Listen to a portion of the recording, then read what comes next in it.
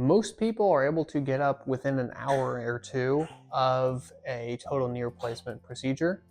A lot of these are being done as, all of them for the most part are being done as elective procedures, and people are going home the same day. So, for example, I will see somebody an hour or an hour and a half after they're completed with surgery.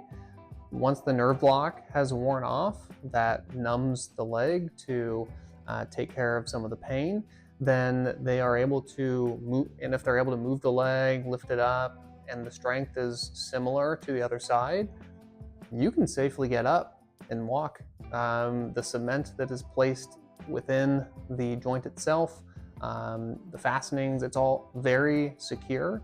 And so getting up and walking is encouraged after a total joint replacement within, again, the first hour or two.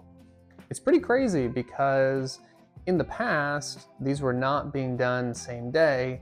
Now they are being done same day. People are going home, getting either home health physical therapy or going straight to outpatient a couple days later. Now, a lot of people will have some nausea or some lightheadedness after being under anesthesia. That's very normal.